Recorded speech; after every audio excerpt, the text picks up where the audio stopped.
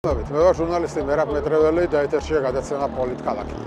ეს ამ წლის ბოლო გადაცემაა და სად უნდა ჩაგვეწერა ის თუ არა აქ რუსთაველის გამზირზე, სადაც უკვე წელიწადზე მეტია უწყვეტი პროტესტი გრძელდება. ამ პროტესტში ხალხი ზოგჯერ ძალიან ბევრი იყო, ზოგჯერ შედარებით ცოტა, მაგრამ ხალხი აქ ყოველთვის იყო ერთი წლის განმავლობაში. ეს არის ალბათ უპრეცედენტო შემთხვევა, როცა ამდენი ხანი მიდის უწყვეტი პროტესტი და ამ წლის მთავარი გმირები ბუნებრივია ის ადამიანები არიან, ვინც რუსთაველზე დგანან. მათ წინააღმდეგ ხელისუფლებამ ყველაფერი სცადა, გაამკაცრა კანონები, დაიჭირა ბევრი მათგანი, თუმცა პროტესტი მაინც არ შეწყდა. დღეს ჩვენ გადაცემაში ამ პროტესტში მონაწილე რამდენიმე ადამიანის მოსაზრებას მოგასმენინებთ იმის შესახებ, თუ როგორი იყო ეს ერთი წელი მათთვის, საქართველოსთვის და რას ელოდებიან მომავალი წლისგან.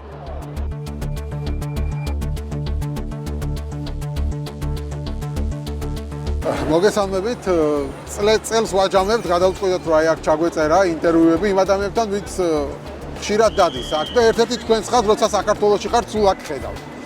მაინტერესებს პირველი მიზეზი რატო ხართ აქ? მე ვფიქრობ, ყოველი ქართველებისთვის აუცილებელი არის, რომ გამოაჩინოს მისი მხარდაჭერა, ვინც ჯერ ერთი აქციებზე გამოდის, მაგრამ არა მარტო, აგრეთვე ვინც არის პოლიტპატივრების და რომ ვაჩვენოთ, რომ სადაც არ უნდა ვიყოთ მსოფლიოში, ჩვენ მტკიცეთ ვართ და თუ შესაძლებლობა გვაქვს, რომ მოვიდეთ აქა და მართლა მხარი დაუჭიროთ, სადაც არის პირველ ხაზზე. ხო, ამ აქციებს, უწყვეტ აქციებს რა მნიშვნელობა აქვს თქვენი აზრით? ძალიან დიდი, იმიტომ ყურადღების ცენტრში არის მუდმივად უცხოელები უყურებენ გაკვირვებული, უნდა ვთქვა, ვინ არის ის ქვეყანა, რომელიც არის აქციებზე, განუჩერებელი ერთი წლის მანძილზე და მეტი და გამოდიან კიდე სიცივეში და წვიმაში, დარში თუ ავდარში გამოდიან მაინც. ეს ძალიან გასაკვირი არის.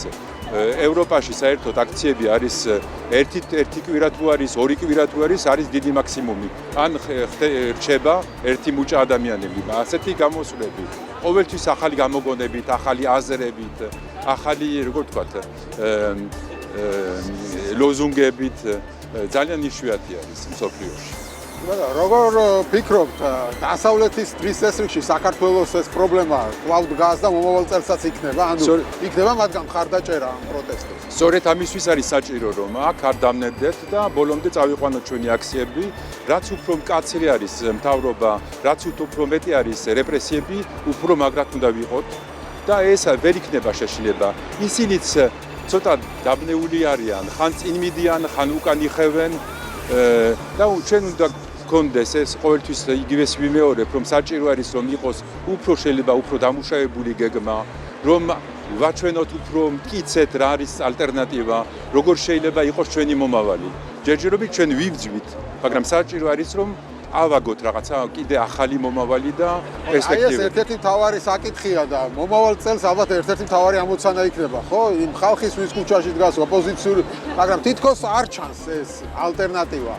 და როგორ ფიქრობთ, რა უშლის ამას ხელს და რა უნდა გაკეთდეს ამისთვის? ერთი რამე უშლის ხელს, იმიტომ ვინც არის ძალიან არა მარტო პოლიტიკური პარტიების წარმომადგენლები, არამედ პოლიტიკური პატივრები, მთელი ახალგაზრდობა სად არის?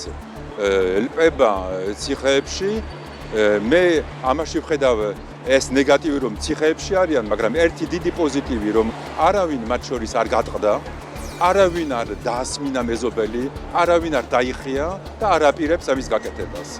ეს არის დიდი სიძლიერე, როცა ამდენი ხალხი არის პატიმრობაში და ასეთ უძლებს მოვლენებს და არეშინია და ეს არის ყველაზე ჩვენი სიმაგრის კედელი რა. ხო, მაგრამ აი ოპოზიციურმა პარტიებმა რა უნდა გააკეთოს თქვენი აზრით? ანუ აი მისთვის რო ეს ალტერნატივა გაჩნია. ოპოზიციურ პარტიებმა უნდა გამოჩნდეს კიდე პარტიებში, ვინც არ არის ციხეში, ვინც არ არის გაჩერებული და ციხეებში უნდა გამოჩნდეს და უნდა დაიწყონ ერთად მუშაობა. ეს სხვა გამოსავალი არ არის. არ არის დრო ისა, რომ მე ჩემი აზრი და შენი აზრი და ამაზე იყოს დავა. ერთი აზრი მთავარი არის, ამ მდგომარეობიდან უნდა გამოვძვრეთ და ყველა ერთად უნდა გამოვძვრეთ. ამაში მე მჯერა. ვიცი რომ მოვა და მოდის, მწიფდება ეს ყველაფერი. შეიძლება გრძელი არის, შეიძლება ზოგიერთებისთვის არის იმედის დაკარგვა. მე მჯერა რომ არის ამაში არის შეიძლება იყოს გამოსავალი და იქნება გამოსავალი. ხა ყველას ახსოვს რა გავიარეთ, არა? რა ისტორია გაიარა საქართველოს. ეს პატარა დეტალი არის. ამაზე ხომ არ შევჩერდით. კი ბატონო, მაგრამ აი ამ წელს, რომელიც ახლა ჩვენ გავიარეთ, რას დაარქმევდით? ამის კითხვა მინდა, როგორი წელი იყო ეს საქართველოსთვის? მარტივი ნამდვილად არ ყოფილა. არა, მარტივი არ იყო. ძალიან საინტერესო ახლა როგორ შეიძლება საინტერესო თქვა რომ როცა არის ამდენი ხალხი ციხეებში, მაგრამ პოლიტიკურად საინტერესო არის. ესე იგი ოცნებამ სადა ყველაფერი. ერთი ტესტირება გააკეთა, მეორე გააკეთა, იქ გადაკეტა შესაძლებლობა გამოსვლის, აქ ამბობს რომ აღარ შეიძლება შეკრების ცნება, მაგრამ ხალხი მაინც ჯარიმების მდგომარეობაში და ციხეს რისკის ქვეშ მაინც მოდის და გამოდის აქა. ესე იგი ხალხს ჯერა რაღაცა. და იმის მოპირდაპირე მხარეს რა არის? არის ხალხი, რომელიც არის ერთ რამეში დაინტერესებული. ესე იგი ფულებში. ფინანსიური ინტერესები არის. მარტო ესა და სხვა არაფერი. და მომავლის იმედს რა გაძლევთ? იმედი არის ხალხი, რასაკვირველია, ის მთავარი არის პირველი და მეორე ყურადღება ევროპის მიერ. და ბოლო წერტილი იქნება ჩვენი გამარჯვება. რას უსურვებთ საქართველოს ახალ წელს? გამარჯვება და მერე დაწყება იმისი, რაც არის საჭირო და რაც დღევანდელი არალეგიტიმური მთავრობა რაკეთებს, ესე იგი ქვეყნის აშენება. მადლობა დიდი.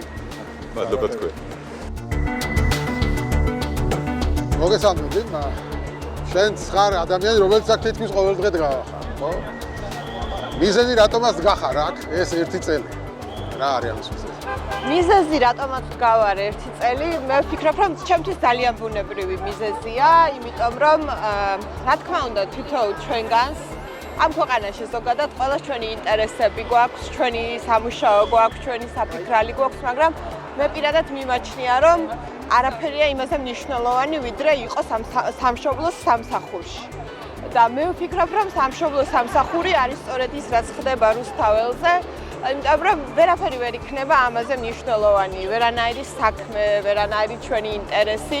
იმიტომ რომ თუ მთავარი პრიორიტეტული საკითხები, რაც დღეს აქ წყდება ამ ქვეყნის თავისუფლება და ამ ქვეყანაში დემოკრატიის გადარჩენა. აი ამაზე თუ არ ვიზრუნებთ ამ ქვეყნის მოქალაქეები, ჩემთვის პირადად სხვა ყველაფერი აზრს კარგავს. აზრს კარგავს ჩემი საქმე, იმიტომ რომ მე გამომცემელი ვარ, წიგნებს გამოვცემ და პირდაპირ წიგნის გამოცემას უკავშირდება სიტყვის და გამოხატვის თავისუფლება. და როდესაც ვხედავ, რომ ამ ყველაფერს კარგავს, ეს ყველაფერი ხელიდან გვეცლება, ბუნებრივად დღეს თუ არა ხვალ ეს ჩემი პროფესიაც აზრს აკარგავს და ზოგადად ყველაფერი. აქედან გამომდინარე, მე როგორც ამ ქვეყნის ერთ მოქალაქეს მიმაჩნია, რომ სად თუ არა იქ, სადაც გულანთებული მოქალაქეები იკრიბებიან ყოველდღიურად იმისთვის, რომ დაიცვან ამ ქვეყნის თავისუფლება, ჩემი ადგილიც მათ გვერდით არის. ბევრი სკეპტიკურმა მოგისმენი ალბათ, ხო რა, რომ გახარ და რა მე რა იცვლება მაგით ეს. მე ვფიქრობ, რომ ბევრი რამ იცვლება. მე ვფიქრობ, რომ ძალიან მნიშვნელოვანი პროცესები, რომელიც ბევრად უფრო შორს იქნებოდა დღეს წასული, აი ამ პროტესტმა შეაკავა. აი ამ დაუმორჩილებლობამ, რასაც ყოველდღიურად ადამიანები აჩვენებენ, ეს ძალიან მნიშვნელოვანია. ის რყევები, რასაც ყოველდღიურად ჩვენ ვხედავთ და ვხედავთ, როგორ ჭამს სისტემას შიგნიდან საკუთარ თავს, ეს ყველაფერი არ მოხდებოდა, რომ არა ის წინააღმდეგობა, რომელიც ამ ქვეყანაში არის. ეს ხანგრძლივი პროცესია, ჩემთვის თავიდანვე გააზრებული იყო ეს, რომ მე როდესაც ამ ბრძოლაში შევდიოდი, არ მქონია იმის მოლოდინი, რომ აი დღეს ხვალ ერთ კვირაში და თუნდაც ორ თვეში ეს საკითხი გადაწყდებოდა, იმიტომ რომ მე მგონია, რომ უნდა გავიაზროთ, რომ ეს არის იდენტობის საკითხი ამ ქვეყნის და ძალიან ბევრი რამის გადააზრების, რასაც წლების განმავლობაში ვხედავდით ჩვენ ამ ქვეყანაში და ძალიან ხშირად თვალს ვხუჭავდით ამაზე. მოგწონდა, არ მოგწონდა, მაგრამ აი რაღაცნაირად ჩვენი ცხოვრების ნაწილი იყო და დღეს დგება ის მომენტი, როდესაც აი შავი და თეთრი აბსოლუტურად უნდა გამოიკვეთოს. მე ასე ვხედავ, რომ ეს არის რაღაც გარდამავალი პროცესი, როდესაც ჩვენ გვაქვს შანსი რომ აი ამ ბრძოლაში სიკეთემ გაიმარჯვოს და ერთხელ და სამუდამოდ აი ეს წრეზე ტრიალი, რაზეც ძალიან ბევრი ადამიანი საუბრობს, რომ აი 90-იანი წლებიდან თითქოს წრეზე დავდივართ, აი ამ წრეზე სიარულს უნდა დაესვას წერტილი. რაც უფრო უიმედობა გვიპყრობს ხოლმე და უიმედო სიტუაცია და რაც უფრო მეტად გვიტევს რეჟიმი, მე მაძლევს ეს იმის იმედს, რომ ჩვენ გვაქვს შანსი რომ გავიმარჯვოთ. ასე ვუყურებ, იმიტომ რომ რაღაცნაირად იმის შეგრძნებაა, რომ აი ფსკერზე ბოლომდე ჩასვლის გარეშე ზედაპირზე ვერ ამოვალთ და მე პირადად ვარ მზად შინაგანად ამისთვის, რომ ეს ფსკერზე ბოლომდე ჩასვლა შეიძლება შეგვეხოს ყველას, მაგრამ სხვანაირად გამარჯვება არ დადგება. ხო, მაგრამ აი შენ საუბრობდი რომ აი სამშობლოსთვის განხარ იმისთვის რომ სამშობლო გამოვიდეს რაღაც ამ ერთი და იგივე წრიდან რომ ჩვენი ქვეყანა წავიდეს წინ ევროპისკენ, იყოს დამოუკიდებელი, სუვერენული, მაგრამ ოპონენტები, ხელისუფლება და მათი მხარდამჭერები აქ ხალხს უსამშობლოებს ეძახიან. ისინი ამბობენ რომ აი თქვენ და ვინც აქ დგას ვიღაცა სხვას ემსახურებით, სხვა ქვეყნებს ასე. მათ რას ეთქობთ? მათ ინტერესებს. მე ვფიქრობ, რომ ეს მათი თვითი გადარჩენის ინსტინქტიც არის, მეთოდიც არის, იმიტომ რომ თავდასხმა საუკეთესო თავდაცვაა. იმიტომ რომ რეალურად ჩვენ ყოველდღურად ხედავთ და თვითონვე ამხელენ, რამხელა კორუფციაში არიან წლების განმავლობაში ჩამრჩვალი, ხო, პირდაპირ საკუთარ ეგრეთ წოდებულ ლიდერებს თავადვე აპატიმრებენ და ამხელენ კორუფციაში. ჩვენ ვხედავთ, ვინ არის ქურდი, ვინ არის კრიმინალი ამ ქვეყანაში და ის ხალხი, რომლებიც აქ დგანან და რომლისაც მე ძალიან ჯერა და მწამს, ეს ის ადამიანები არიან, რომლებიც თავისი მთელი ცხოვრებით წლების განმავლობაში ამტკიცებდნენ, რომ ყოველთვის იყვნენ სხვადასხვა მხრიდან კულტურის სფერო იქნება თუ სხვა სფერო იქნება, ყოველთვის იყვნენ სამშობლოს სამსახურში. ამ ხარეს ჩემთვის ჩემი მთავარი სიძლიერე არის ის, რომ დგას სიმართლე. ჩვენ როდესაც ვიძინებთ ღამე, საკუთარი თავის არ გვცხვენია, იმიტომ რომ გვჯერა იმის, რისთვისაც ვიბრძვით და ყველაზე წმინდა რამისთვის ვიბრძვით, ხო, თავისუფლებისთვის და სამშობლოსთვის. ამიტომ ჩემთვის პირადად არაფერს არ ნიშნავს, რას მიწოდებენ ისინი უსამშობლოს, აკაცუქს თუ რა. პირიქით ბევრი გეტყვით ალბათ, რომ კომპლიმენტია მათთვის, როდესაც არ ვართ მოსაწონი რეჟიმისთვის, იმიტომ რომ საკუთარ თავში ალბათ ეჭვი შემეპარებოდა რაღაც მომენტში რეჟიმისთვის მოსაწონი რო ვიყო რამე კუთხით, ხო, იმიტომ რომ აბსოლუტურად განსხვავებულია ჩვენი პრინციპები, ჩვენი ღირებულებები და შეუძლებელია რომ ეს სადღაც ერთმანეთს შეხვდეს. აქედან გამომდინარე, ეს არის უბრალოდ მათი ერთგვარი ბრძოლის ტაქტიკა, რაშიც ჩემთვის გასაკვირი არაფერი არ არის, ეს თავდასხმა, ტროლების შემოსავები ყოველდღიურად სოციალურ სივრცეში, რისი მსხვერპლის ყველა ვართ, ხო?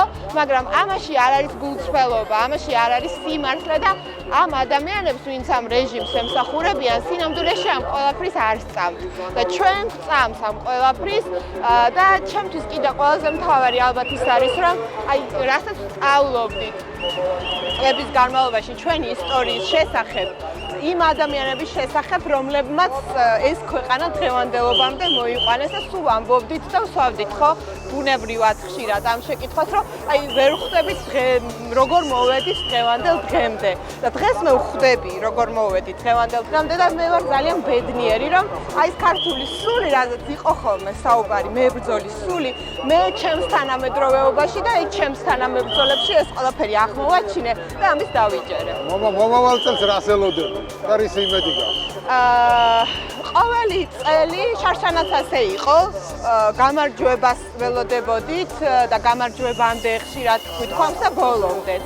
მე არ ვიცი იქნება თუ არა საბოლოო გამარჯვების წელი, მომავალი წელი, მაგრამ მე მჯერა იმის, რომ ეს იქნება გამარჯვებისკენ გადადგმული კიდევ ერთი ნაბიჯი. მე მჯერა იმის, რომ მომავალი წლის ბრძოლა, რომელიც აუცილებლად უნდა გაგრძელდეს, ხო, ჩვენ არ ვართ იმ ილუზიაში, რომ აი გათენდება 2026 წელი და უცებ გავიმარჯვებთ. ეს ასე არ არის. კიდევ უფრო მეტი შრომა დაგვჭირდება ამისთვის. მაგრამ მჯერა ძალიან პრინციპულად, ძალიან ღრმად, ძალიან თავდაჯერებულად, რომ ამ ბრძოლას, ამ თავდადებას თუ თავგამოდებას ჩვენ მივყავართ გამარჯვებამდე და რამდენი დროც არ უნდა დასჭირდეს, მე ასე მწამს, რომ ეს ყველაფერი ღირს, იმიტომ რომ სადღაც ბოლოში ვხედავთ იმ ევროპულ მომავალს, რომელიც ამ ქვეყანაში აუცილებლად დადგება, იმიტომ რომ სხვანაირად არის შეუძლებელი, მე ასე მჯერა. გასაგებია, მადლობა. მადლობა თქვენ. მოგესალმები. მომაჯოს. მადლობა რომ დამთახდი ინტერვიუზე და პირველი კითხვა, რასაც აქ ხალხს უსვამ, არის ის, რომ რატოდ გახარ აქ? ეს არის ჩემი პასუხისგებლობაც და ჩემი უფლებაც, რომ გავაპროტესტო ის ანტიკონსტიტუციური, ანტისახელმწიფოებრივი ქმედებები, რაც მთელი ამ წლების და განსაკუთრებით ბოლო წლის განმავლობაში ჩაიდინა ოლიგარქიულმა რეჟიმმა. ის რეპრესიების წყება, უსამართლო კანონები, სინდისის პატიმრები და რაც მთავარია, ბრძოლა უწყვეტი პროტესტის წინააღმდეგ, ამ პროტესტის გასაქრობა და რაც მთავარია, არანაირი პასუხისგებლობის აღება თავის უსამართლო ქმედებებზე. ოცნების ხელისუფლება ცდილობს, რომ გადაფაროს თავისი ანტისახალხო, ანტიეროვნული ქმედებები რეპრესიებით. რამდენად გამოუვიდა ეს შენი აზრით? ხო, ბოლო კანონი არის, რომ ტროტუარზე დგომა არის აკრძალული. ხო, აქ რომ დგავართ, შეიძლება ამის გამო დაგვიჭირონ 14 დღით ჩავსვან ციხეში. და რა სიტყვი ამაზე? ამ უწყვეტმა პროტესტმა ოლიგარქიულ რეჟიმს დაანახა, რომ მას არ გამოსდის დაშინება. ჩვენ არ გვეშინია, ჩვენ აქ გავართ და პროტესტი დგას უწყვეტად ყოველ დღე. არავინ არ წასულა ამ პროტესტიდან. ზოგჯერ არის რომ ყველა ყოველ დღე ყოველთვის ვერ ახერხებს მოსვლას, მაგრამ პროტესტს არავინ არ მოკლებია. შეიძლება ეს ნათქვამი ოპტიმისტურად ჟღერდეს, მაგრამ ოცნების ხელისუფლების ყოველდღიური რეპრესიული პოლიტიკა იმას ადასტურებს, რომ მათ ხალხის რისხვისა და სიმტკიცის ძალიან ეშინიათ. მეორე მხრივ ისინი ცდილობენ ძალაუფლების უზურპაციას და ამას თითოეული ჩვენგანი ვხედავთ. იმის ნაცვლად, რომ პასუხისგებლობა გქონდეთ თავიანთ ანტიდასავლურ, ანტიქართულ კურსზე, ისინი ცდილობენ პროპაგანდის მეშვეობით გადაფარონ თავიანთი ეს ქმედებები. რამდენად ახერხებენ ამას? რაღაც მომენტში წელი რო შევაჯამოთ, მათ ამ პროტესტის გაქრობა არ გამოუვიდათ. უფრო და უფრო მეტ ადამიანში არის უკმაყოფილება. და მე ვფიქრობ, ის დროც ძალიან ახლოსაა, როცა ეს უკმაყოფილება უფრო მეტ კონსოლიდირებულ სახეს მიიღებს. მომავალ წლისგან რას ელოდები რა? მომავალი წელი როგორ წარმოგიდგენა ისევ აქ რუსთაველზე? ჩემთვის როგორც უწყვეტი პროტესტის ერთი რიგითი მონაწილისათვის ეს არის პროცესი, რომელმაც აუცილებლად უნდა დაგვაბრუნოს იმ დროში და იმ მოცემულობაში, რომელიც ფაქტობრივად ჩახერგა და დაანგრია ქართულმა ოცნებამ. ჩვენ უნდა დავიბრუნოთ დასავლური კურსი ცივილიზებულ სამყაროს და დემოკრატიულ სახელმწიფოებთან თანამეგობრობად. ჩვენ უნდა გავათავისუფლოთ სინდისის პატიმრები, ჩვენ უნდა დავიბრუნოთ მიტაცებული არჩევნები და რაც თავარია, დავიბრუნოთ დამოუკიდებლობა, რომელიც კრემლისგან მართულმა და კრემლთან შეთანხმებულმა ოცნების რეჟიმმა მიისაკუთრა, მიიტაცა. გასაგებია. მადლობა. მოგესალმები. მადლობა ინტერვიუსთვის და შენც ხარ ის ადამიანი, რომელიც აქ ხარ რუსთაველზე თითქმის ყოველ დღე და პირველი კითხვა არის, რატომ ხარ აქ ეს ერთი წელი? და რა იყო შენთვის ეს ერთი წელი?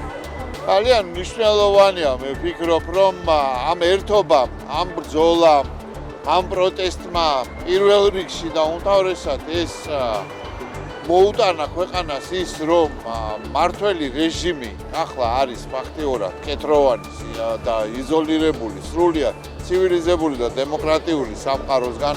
ერთი, მეორე, უმნიშვნელოვანესია, რომ ჩვენს ძვირფას თანამებრძოლებს, რომლებიც ახლა საპრობილეში არიან უსამართლო დაპატიმრებული, კონდეთ იმის განცდა, რომ მათ მხარში უდგას საზოგადოება მხარში უდგას საქართველოს მოქალაქეები და ეს პროტესტი არ ჩაცხრება მანამდე, სანამ არ იქნება გათავისუფლებული ყველა სინდისის და პოლიტიკური პატიმარი და სანამ არ ჩაინიშნება ახალი თავისუფალი არჩევნები. რაც ყველაზე მთავარია, ეს არის პროტესტი ჩვენი ქვეყნის მომავლის, ჩვენი ქვეყნის საგარეო პოლიტიკური კურსის და ჩვენი ქვეყნის სახელმწიფოებრიობის დარღვევის და მოშლის მცდელობის გამო. ეს ხალხი საბჭოთა კავშირში არ დაბრუნდა. ხო, მაგრამ როგორც იცი ხელისუფლება და მათი მომხრეები პირიქით ამბობენ, რომ ის ხალხი ქუჩაში დგას, ქვეყნის ინტერესებს ესახურებია. მათ უნდათ რომ საფეხზე იდგეს ქვეყანა და არ იყოს დამოუკიდებელი, არ იყოს სუვერენული და ბრიუსელი, ევროკავშირი იგივე საბჭოთა კავშირიაო. ეს რა თქმა უნდა, ქართული ოცნების პროპაგანდისტული გზავნილები, ანტიევროპული, ანტიდემოკრატიული გზავნილები, თავდასხმები ჩვენს პარტნიორებზე ძალიან ძიმე მოსასმენი და სანახავია. უბრალოდ ძალიან კაფიოდ გამოხატავს და არის საუკეთესო გამოხატულება იმისა, რა სურთ თვითონ ქართულ ოცნებას. სად სურს იხილოს ეს ქვეყანა, რასაც ვერ დაუშვებ ჩვენ. მათ სურთ საბჭოთა კავშირში დაბრუნება, მათ სურთ აი იმ ტიპის ვითომ სუვერენული დემოკრატიის დამყარება, რომელზეც ამდენი ხანია საუბრობენ რუსეთში და ახორციელებენ კიდეც ამას და ებრძვიან საქართველოს ისტორიულ არჩევანს, რაც არის ევროპულ კავშირში და ნატოში გაწევრიანება. ხო, თუმცა მათი ლოგიკა არის, რომ ჩვენ საბჭოთა კავშირი კი არ გვინდა, რომ ჩვენ გვინდა, რომ ყველამ პატივი გცეს, ყველა მხრიდან იყოს, ასე ვთქვათ, ჩაურევლობა და ბალანსი დავიჭიროთ, ასე ვთქვათ. რამდენად შესაძლებელია, რომ ბალანსი დაიჭიროთ? ბალანსის დაჭერა რუსეთის პირობებში, ჩვენი გეოგრაფიის პირობებში, ჩვენი ისტორიის პირობებში, რუსეთთან ურთიერთობის თვალსაზრისით ჩვენ წარმოუდგენელია რეალურად, რომ არ გავხდეთ ნატოს და ევროკავშირის წევრები და ვიყოთ უსაფრთხო და დაცული. ეს მოგონილი წარმატება და გამარჯვება ქართული ოცნების თითქოს მათ მოუტანეს საქართველოს მოქალაქეებს მშვიდობა. ეს არის თვალში ნაცრის შეყრა ჩვენი მოქალაქეებისთვის. ბალანსის დაჭერას რაც შეეხება ევროპულ კავშირში ჩვენი ინტერესებით დაცული იქნება. ევროპული კავშირი არის სწორედაც ჩვენი ძელვადიანი სტაბილურობის და უსაფრთხოების და ეკონომიკური განვითარების უზრუნველყოფის გარანტია და საფუძველი. და ბოლოს მომავალ წელს როგორ უყურებ? მაინც იმედიანად, რა თქმა უნდა, არ არის მარტივი გვარდისფერი სათვალეებით ნამდვილად არ უყურებ, მაგრამ საქართველოს მოქალაქეების ურყევი ბრძოლა, ურყევი ნება, გარეთ პროცესები რეგიონშიც, შავ ზღვაზეც უკრაინაში მიმდინარე მოვლენები და პროცესები შეიძლება ძალიან დიდი გავლენის მქონე იყოს საქართველოში მოვლენების განვითარებაზე. ვისურვებ პირველ რიგში და უმთავრესად, რომ უსწრაფესად გათავისუფლდნენ ჩვენი სინდისის და პოლიტიკური პატიმრებიდან ჩემი მხარდაჭერა და სრული, ესე ვთქვათ, სოლიდარობა მათ. მომავალ წელსაც აქ მოგვიწევს ყოფნა, როგორც ახალ წელს? არ ვიცი, რთული სათქმელია რეალურად იმდენი, რამდენიც დაჭირდება საქართველოს ევროატლანტიკურ გზაზე დაბრუნებას და საქართველოს თავისუფალ დემოკრატიულ ქვეყნად განვითარებისთვის ხელშემწყობი პირობების შექმნას. გასაგებია, მადლობა. მადლობა შენ. მოგესალმები, ნიკა. მადლობა ინტერვიუსთვის და შენ ხარ ის ადამიანი, ვინც თითქმის ყოველ დღე აქ არის, ხო? ალბათ ერთი ორ რამდენიმე დღე ჩაგიგდია, მაგრამ მე რაც ყოფილი ვარ, სულ აქ ახარ და პირველი კითხვა შენთანაც ეგ არის, რატო გახარ აქ ყოველ დღე? არ ვიცი, სხვაგან ყოფნა ახლა წარმოუდგენელი მგონია. ამ ადამიანებთან ერთად ერთი წელი, პრინციპში მეტი გავატარე, ერთად ვიბრძვით და შეუძლებელია რომ ეს ადამიანები დავტოვო, ადამიანები, რომლებიც არიან ამ ქვეყანაში სინდისის და გაუტეხლობის სიმბოლო. ეს პროტესტი არის ადგილი, სადაც ჯერ კიდევ ცოცხლობს დემოკრატია, ჯერ კიდევ ქართული სახელმწიფო ცოცხლობს. ანუ რეალურად ეს არის ბოლო ბურჯი, რომლის მონგრევის შემდეგაც ქართულ ოცნებას ალბათ ნებისმიერი რაღაცის გაკეთება შეიძლება. ეს არის ადგილი, სადაც ჯერ კიდევ წინააღმდეგობა ცოცხლობს. ანუ რა, ეს არის ამ დატვირთვა, იმიტომ ბევრს უჩნდება ეს შეკითხვა. მათ შორის იმათ, ვინც აპროტესტებს ხელისუფლების გადაწყვეტილებებს, ოპოზიციის ხარდამჭერია, მაგრამ აქ აღარ მოდის, იმიტომ რომ ნუ რა აზრი აქვს აქ დგომას, ფიქრობენ ისინი. აი რა ასეთყოდი მაგ. სახლში ჯდომაზე მეტი აზრი აქ დგომას აქვს, ჩემი მოსაზრებით. ანუ მე არ გავაკრიტიკებ ამ ადამიანებს. ალბათ ჯობს ერთმანეთი არ გავაკრიტიკოთ. არა, აუხსნათ, რატოდ გახარ აქ ამაზე? რა მნიშვნელობა აქვს იმას აქ დგომას? ხო, ზუსტად ამას. ადამიანებს. ხო, ზუსტად ამას ვამბობ. ჩვენ მე მგონი ყველა ვართ ერთ მხარეს, ყველას გვინდა უკეთეს სახელმწიფოში ცხოვრება. თუ ვიღაც ფიქრობს რომ მაგალითად შეიძლება აქ დგომას აზრი აქვს, მე ვფიქრობ რომ აქ დგომას აზრი აქვს და იმაზე მეტი აზრი აქვს ვიდრე სახლში ყოფნა. სახლში ყოფნით ვერაფერს ვერ გავაკეთებ. აქ აქ ყოფნით რას აკეთებთო ამას ამ კითხვას ვამე. მიკროდ გახათ რას აკეთებთო? თუ აქ არ ვიდგებით, როგორც მინიმუმ საზოგადოებას უბრალოდ საზოგადოება იფიქრებს იმას, რომ უბრალოდ ყველაფერი მოკვდა. ამით ცოცხალი არის ჯერ კიდევ პროტესტი, ცოცხალი არის ეს პროცესი და ცოცხალი არის ის, რომ არ ვიცი, ქვეყნის გარეთ როგორც მინიმუმ იციან, რომ ამ ქვეყანაში წინააღმდეგობა არის. წარმოვიდგინოთ, რომ ჩვენ უბრალოდ დავსხედით სახლში, ხმას აღარავინ აღარ ვიღებთ. მაშინ გამოდის, რომ ქართულმა ოცნებამ რაც ბოლო წლების განმავლობაში აკეთა, ეს ყველაფერი მას უბრალოდ შერჩება და ყველა აღიარებს მის, ასე ვთქვათ, აღიარებს იმას, რომ თითქოს არაფერი გაუკეთებია. ანუ ეს არის არდანებების აქტი, ხო ეს არის არდანებების აქტი. აჩვენებ, რომ არ ნებდებ. კი ბატონო. კი ბატონო, მაგრამ რამდენ ხანს იდგებით კიდე აქ ამ კითხვასაც ვამე და როგორ გონია რამდენ ხანს მოგიწევს აქ დგომა? ხო, ბრძოლა ისეთი რაღაც არის, რომ არ ვიცი, შეუძლებელია წინასწარ ვთქვათ, რამდენი ხანი მოგვიწევს კიდევ ყოფნა. ჩვენ ქუჩაში ყოფნა გვიწევს რუსული ინტერვენციის წინააღმდეგ, ეს არის რუსული ძალის, ანუ არა სამხედრო, არამედ სხვა ფორმით ინტერვენცია ამ ქვეყანაში და ჩვენ ქუჩაში ყოფნა გვიწევს მხოლოდ უკრაინაში ადამიანებს პირდაპირ მნიშვნელობით სიცოცხლის გაწირვა, სიცოცხლის გარისკვა, აი ამით ბრძოლა უწევთ, ხო? არ ვიცი, ადამიანებს უფრო მეტიც გაურისკავთ, უფრო მეტიც შეუწირავთ, უფრო დიდხანსაც გაგრძელებულა ბრძოლა, ამიტომ მე მიმაჩნია, რომ ეს არ არის ისეთი ბრძოლა, რომელსაც საზოგადოება ვერ გაუძლებს და კიდევ დიდხანს ვერ გაგრძელდება. და ბოლოს მაინტერესებს შენ იურისტი ხარ, ახალგაზრდების ასოციაციის თავმჯდომარე იყავი, ადამიანის უფლებებს იცავ და ასეთ ამებს თუ წარმოიდგენდი, რომ ტროტუარზე დგომა იქნებოდა დანაშაული ამ ქვეყანაში და შეიძლება აქ რომ დგავარ დაგვიჭიროდა მის გამო. ნუ შეიძლება ინტერვიუმ გადაგვარჩინოს, მაგრამ აი კამერის გარეშე შეიძლება დაგვიჭიროს. რამდენად წარმოიდგენდი, რომ ესეთ კანონს მიიღებდა, რომ ტროტუარზე დგომა აიგრძალებოდა? ხო, პრინციპში ლოგიკა, ჟანრის ლოგიკა მოასწავებდა ამას, რომ ქართული ოცნება საბოლოოდ აქამდე მივიდოდა.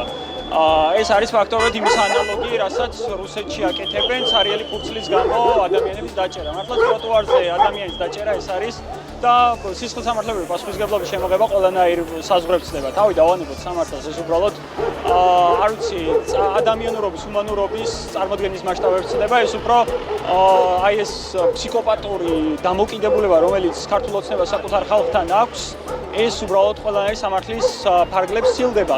არ ვიცი, მათ შორის აი ამის გამო შეიძლება მაგალითად მე არ ვიცი, ხვალ მაგალითად ზარი მივიღო საქალაქო სასამართლოდან, რომ ოქმი არის ჩემ წინააღმდეგ შედგენილი და შეიძლება ადმინისტრაციული პატიმრობაც მომწევს. რა თქმა უნდა, წარმოუდგენელი რეალობა არის იმ ადამიანებს, რომლებიც დემოკრატიაში, მეტნაკლებად დემოკრატიაში ცხოვრობენ და ცხოვრობდით, მაგრამ რა თქმა უნდა, ეს ყველანაირ სამართლის ფარგლებს სცილდება.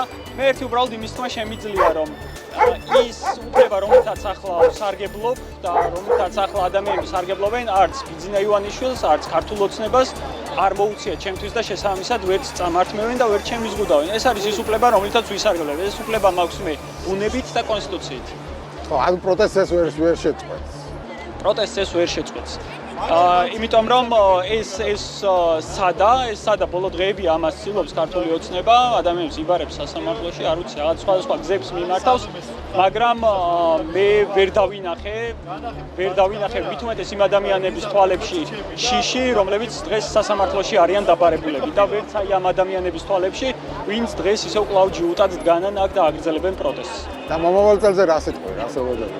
მომავალი წლისგან? ხო, მომავალ წელზე არ ვიცი რა მოლოდინი შეიძლება მქონდეს, მაგრამ უფრო ვიტყოდი რომ იმედები მექნებოდა, იმედი იმის, რომ აი იმ საერთაშორისო დაძაბულობის და სირთულეების ფონზე, რაც ბოლო თვეების განმავლობაში განსაკუთრებით ვნახეთ, უფრო მეტი მხარდაჭერა იქნება საერთაშორისო პარტნიორების მხრიდან ქართველი ხალხის მისამართით. მეტი მხარდაჭერა იმისთვის, რომ ჩვენ შევძლოთ წინააღმდეგობა რეჟიმთან, გავაგრძელოთ ბრძოლა იმისთვის, რომ ქვეყანა არ დავკარგოთ. დღეს რეალურად ჩვენ ვიბრძვით ქვეყნისთვის, ანუ ხვალ ქვეყანა გვექნება თუ არა, სუვერენიტეტი ექნება თუ არა ამ ქვეყანას, ამაზე არის საუბარი და არა მხოლოდ ევროკავშირთან ინტეგრაცია შევძლებთ თუ არა. დღეს უკვე რეალურად ამაზე ვსაუბრობთ. ამიტომ მე მინდა იმედი მქონდეს, რომ აი ამ პროცესში ჩვენი პარტნიორები, რომლებიც წლების განმავლობაში ქვეყანას გვერდით ედგნენ, კვლავ გააგრძელებენ გვერდში დგომას და ეს გვერდში დგომა უფრო მეტი იქნება ვიდრე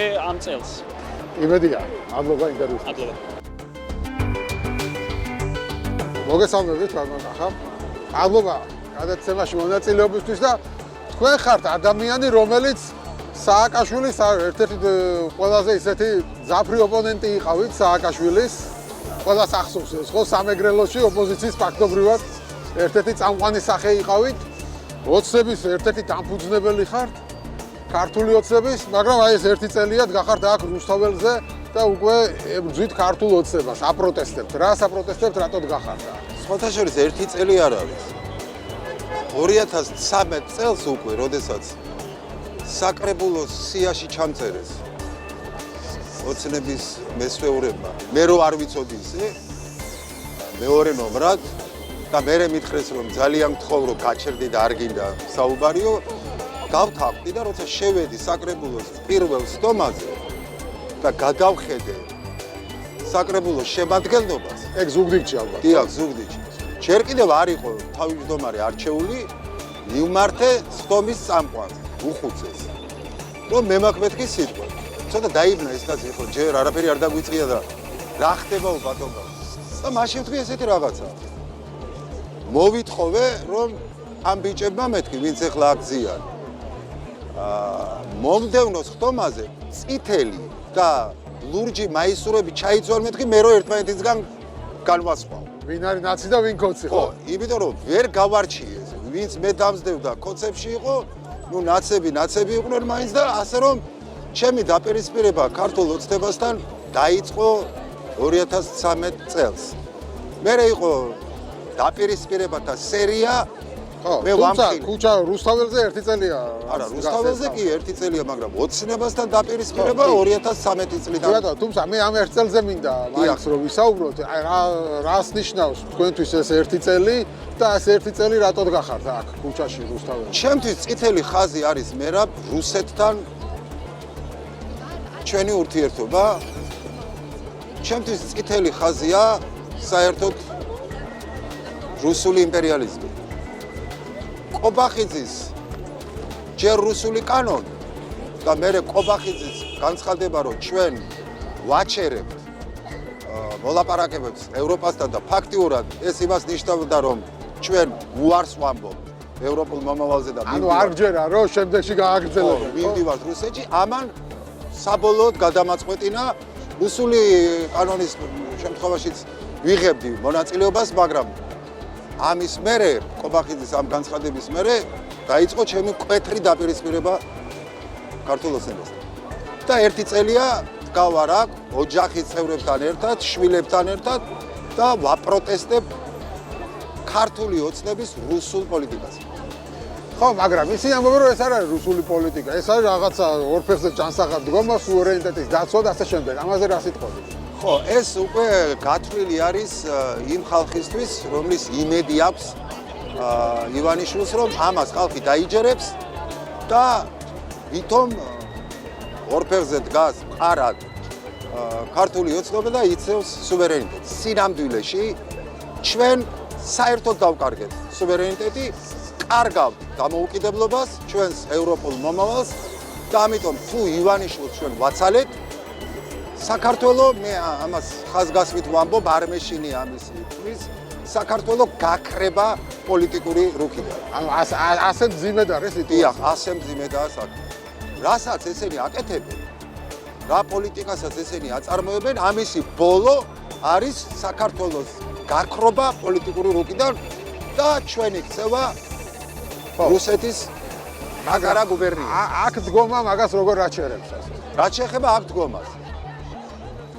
მე არ ვთვლი რომ მხოლოდ აქ ის ადამიანები ვინც აქ დგანან, ეს არის პროტესტი და ამოიწურება ამითი პროტესტი. ეს ასე არ არის. ჩვენ გვახსოვს დიდი აქციები, ჩვენ გვახსოვს ძაბრი დაპირისპირება, ჩვენ გვახსოვს როგორ დაულეწეს ახალგაზრდებს სახეები, რამდენი დაიჭირეს, მეც ჩემ შვილთან ერთად იზოლატორში მოვხდი. ამიტომ მე ვფიქრობ, რომ რუსთაველი არის სიმბოლო პროტესტის. რუსთაველის გაზრდა შეიძლება მომენტალურად, ამისი ბევრი მაგალითია. ამიტომ ამ პროტესტს აქვს, რა თქმა უნდა, სიმბოლური ხასიათი და აქვს ძალიან მნიშვნელოვანი ხასიათი იმ თვალსაზრისით, რომ თუ პროტესტი არ შეწყდება და საქართველოში, კერძოდ რუსთაველზე იქნება პროტესტი და ხალხი გაიგონეს პროტესტის ხმას, ეს ბიძინა ივანიშვილს და ქართულ ოცნებას, ესე იგი კრემლს არ მისცემს მოსვენების საშუალებას, ეს იძლევა იმის იმედს, რომ ქართული საზოგადოება არ ეგუება რუსულ პოლიტიკას, ქართული საზოგადოება არ შეეგუება ქვეყნის ევროპული მომავლის დაკარგვას. ამიტომ მე ვთვლი, რომ რუსთაველზე ხალხი და რუსთაველის პროტესტი არის ძალიან მნიშვნელოვანი. კიდევ ერთი. მე მაგ ესეთი განცდა მე რომ რუსთაველზე ფეთკავს საქართველოს გული. რომ რუსთაველზე არის ქართველების გონიც. რუსთაველზე აი მამა დოროთეს სახით არის სულიერი საქართველოს. ძნელბედობის ჟამს, როდესაც ესეთი ტერორია პროტესტანტი ადამიანების ნაკლებობა არის, მაგრამ ეს უმცირესობა, როგორც ესენი ამბობენ, ინარჩუნებს ამ პროტესტს და ეს უმცირესობა აუცილებლად გადაიზრდება უმრავლესობაში, გადაიზრდება იმ ზვამში, რომელიც ბოლოს და ბოლოს წალეკავს რუსულ ოცნებას. ამიტომ მე ძალიან იმედიანად ვარ. აი, კარგია. მადლობა ინტერვიუს. მადლობა. მოგესალმებით. მადლობა მონაწილეობისთვის გადაცემაში. წარმოიდგენით, რომ აი 30 წელზე მეტი გავიდა და ისე რუსთაველზე მოგიწევდათ დგომა. ნამდვილად ვერ წარმოვიდგენდი ამას, იმიტომ რომ ჩვენ როდესაც საბჭოთა პერიოდში დისიდენტები ვებრძოდით იმპერიას საქართველოს სახელმწიფოებრივი დამოუკიდებლობისათვის, დავასრულეთ ეროვნული ხელისუფლების მოსვლით, რომელმაც საქართველოს სახელმწიფოებრიობა აღადგინა. და 9 აპრილისა და 26 მაისის აქტების საფუძველზე და ნამდვილად ვერ წარმოვიდგენდი, რომ 30 წლის შემდგომ ჩვენ კვლავ მოგვიწევდა ტრაგედია არის ერთ-ერთის. და რატო ფიქრობთ, რომ დღესაც გვიწევს დამოუკიდებლობისთვის ბრძოლა? რა არის ამის მიზეზი? იმიტომ იცით, რომ საქართველოს დიდი ნაწილი მოსახლეობის ამას არ ეთანხმება, ხელისუფლების მომხრეები მაგალითად. როდესაც სახელმწიფო საქართველოს მართავს არა ქართული ხელისუფლება, არამედ რუსეთიდან, იმპერიიდან მართული ხელისუფლება ივანიშვილის უზურპატორი ხელისუფლების ხელში, რუსეთიდან ივანიშვილის კოცხრობა ფაქტიურად ეს ამას ვერ უწოდებ ჩვენ ხელისუფლებას, იმიტომ რომ ეს არის უზურპატორი უკანონო რუსული რეჟიმი, რომელიც უკვე მე-14 წელია მოქმედებს საქართველოში. სად რაში მდგომარეობს, რა დამოუკიდებლობელ გადაწყვეტილებებს იღებს ქართველი ერისა და სახელმწიფოს ინტერესების შესაბამისად. არაფერს ფაქტიურად. შესაბამისად აქ დგობით რა იცვლება? ბევრს ეს კითხვა აქვს, რომ აი ამდენი ადამიანი დგას, მაგრამ ერთი წელი არაფერი შეიცვალა და რას ფიქრობთ, რა მოაქვს აქ დგომას? პროტესტს და ბრძოლას ყოველთვის აქვს აზრი. ჩვენმა პროტესტმა, ჩვენმა პერმანენტულმა აქციებმა მოიტანა ის, რომ წალეთის ქვეყნების ზოგიერთმა სახელმწიფოებმა განსაზღვრეს თავისი დამოკიდებულებები ამ უკანონო უზურპატორული ხელისუფლების მიმართ. ეს ძალიან მნიშვნელოვანია, ის რაც შევძელით, რაც მოიტანა.